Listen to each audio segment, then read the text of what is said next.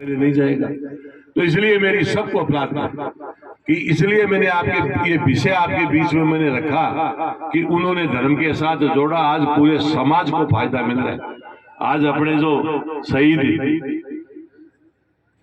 पूसाराम जी, जो शहीद पूसाराम जी है, मैं आपको निवेदन कर दूं कि जब तक इनको धर्म के साथ अपन नहीं जोड़ेंगे, जब तक इस देश का भला नहीं हो सकता, आपका और हमारा भी भला नहीं हो सकता। इसलिए इनको धर्म के साथ जोड़ना, जात जड़ूला उतारना, ये अपनी सबकी जिम्मेदारी है। जीवन में व्यक्ति के 3 पन्ने होते हैं।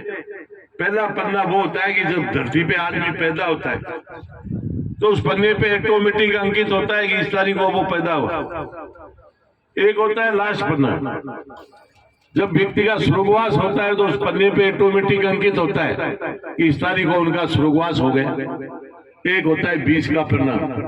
बीच का पन्ना वो होता है कि जब व्यक्ति धरती पे पैदा हो और उसका स्वर्गवास हो, उसके बीच में उसने क्या काम किए, सारी बातें उस बीच के पन्ने पे ऑटोमेटिक अंकित होती है और सारा सिस्टम उसको पढ़ता रहता है। आप और हम लोग भी उसको पढ़ते हैं समय समय पे।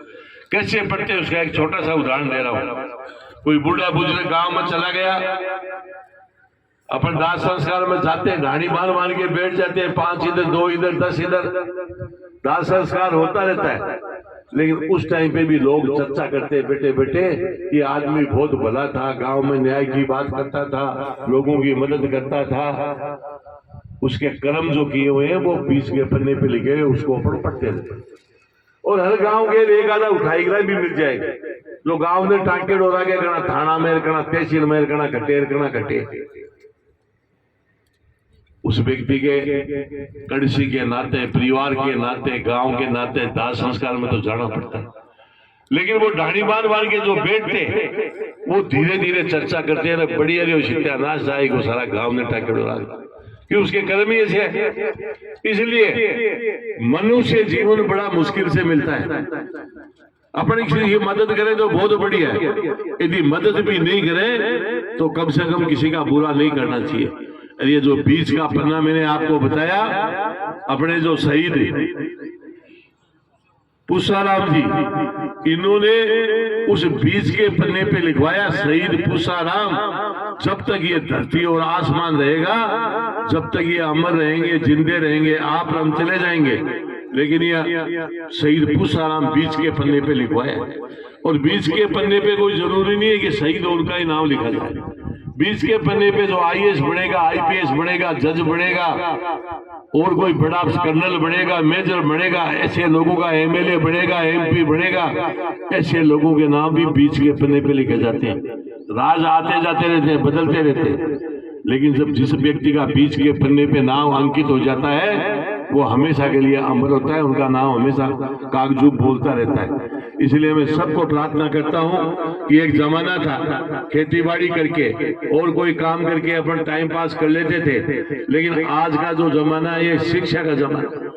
विश्व इतना सा हो चुका है, पहले टेलीफोन लगाते थे दुबई तो 3 दिन लग जाते थे, आजकल खेत में काम करते तो आदमी 1 मिनट में मोबाइल पे बेरो पाड़ ले, कुर्सी कंट्री में के हुए। इसलिए बिना शिक्षा के जीवन अधूरा है। आज का ये जमाना है, इसमें पढ़ना चाहिए, लक्ष्य तय करना चाहिए कि मेरे को भी कहीं ना कहीं अच्छी जगह पहुंचना है ताकि मेरा नाम भी बीच के पन्ने पे लिखा जाए। इस प्रकार का प्रयास सबको मिलकर करना चाहिए। जीवन में देशभक्ति जिस देश में नहीं हो तो वो देश कभी भी आगे नहीं बढ़ सकता। मैं आपको एक छोटा सा किस्सा दे रहा हूँ।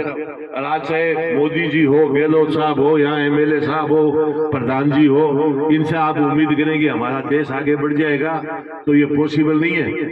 आम आदमी के दिमाग में ये चीज आनी चाहिए कि हम भी देश के लिए कुछ न कुछ करें। आज चाहे किसी की बेटी की शादी हो, कोई बॉर्डर पे जाके सेवा करे, कोई जरूरी नहीं। और उस शादी में गांव के 2 आदमी चले गए, पातल उठाने लगे, बरातियों को जिमाने लगे। उस लड़की के माता पिता कभी भी जीवन में आपको भूलेंगे नहीं कि मेरी बेटी की शादी में फला आदमी या पातल उठाने। ये भी देश सेवा है।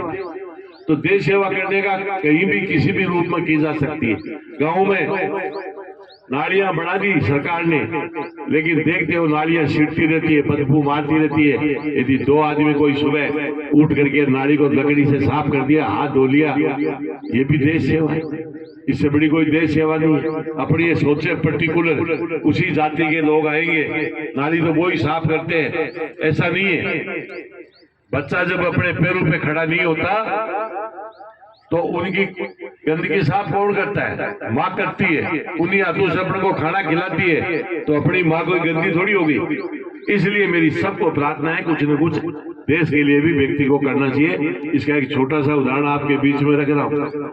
मैं एक बार